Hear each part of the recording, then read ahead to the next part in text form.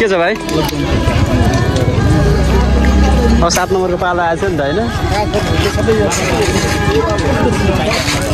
यसै कानेश्वरी गाउँपालिका ward number 7 को भौतिक अवस्था यस्तो छ, जुन चाहिँ हजुरले देख्न सक्नुहुन्छ। टेबल कुर्सीदेखि लिएर हरेक कुराहरू जलिरहेको छ।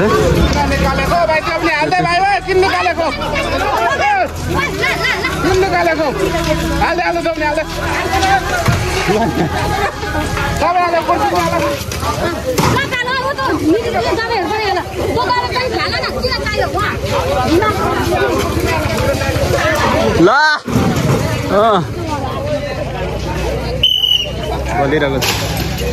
सिसाहरू तोडफोड भइरहेछ।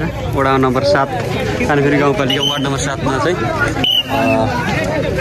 सिसाहरू तोडफोड भए, चेयरहरू पनि आगजनी भइरहेको छ। यो चाहिँ अहिले ताजा अवस्था यस्तो छ। वडा नम्बर 7 कानेश्वरी गाउँपालिका यहाँ चाहिँ देख्न सक्नुहुन्छ। वार्ड नम्बर 7 को ताजा अवस्था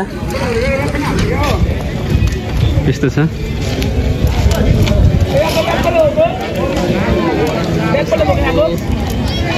कार्यालय पनि योसँगै जलेको छ।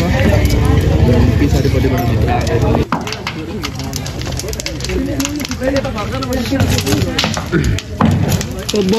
कस्तो झिरिरी गएको त।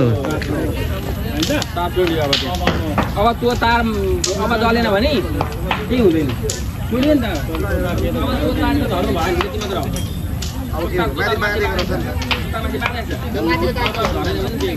त्यो पल्लोको ठाउँ गयो भने चाहिँ त्यो घरमा क्षति हुन्छ।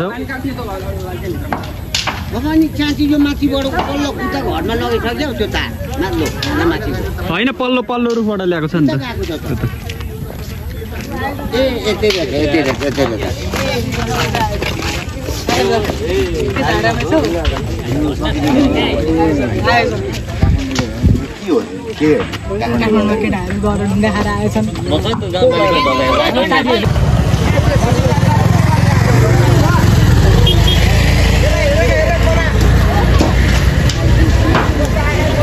पुरै जलेर अब घर जाने हिँड के को तार नष्ट भएको छ।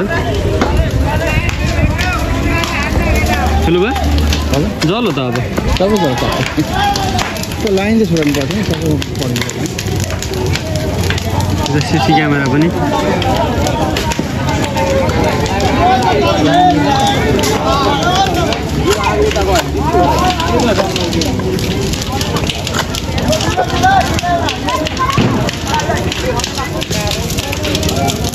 अहिले त मजाले हेर्नु कस्तो धुवा आयो।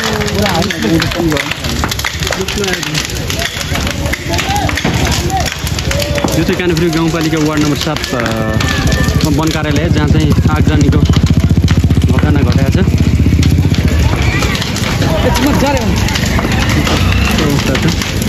सिसी क्यामेराको अवस्था यस्तो छ। यो चाहिँ भाइ छन्। के छ भाइको अवस्था?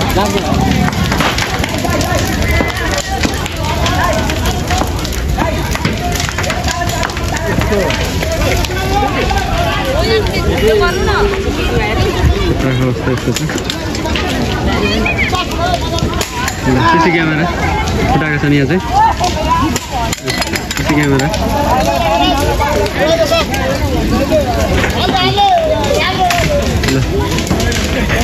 पुरै मजाले बोलो।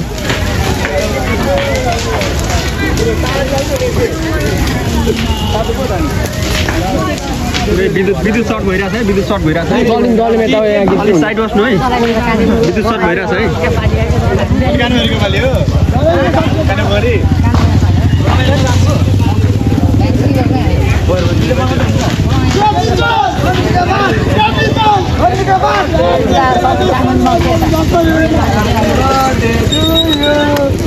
Happy birthday to you.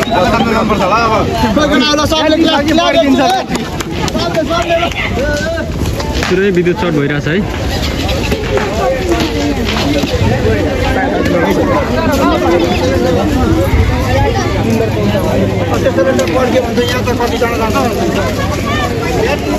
त्यो सिलिन्डर त निकालिदियो हुन्छ क्या सबैजनाले।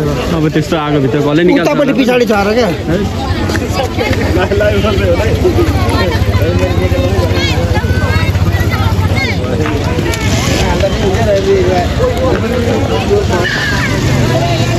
हरि दाइ म आएँ नि।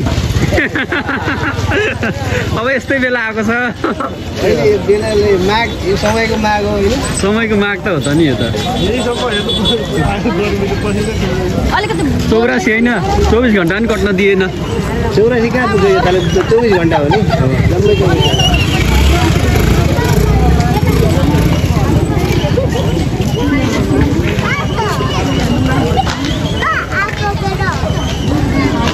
होइन यो चेन्ज हुनै पर्ने थियो नि त दाइ। यो पुरानो भएको थियो क्या।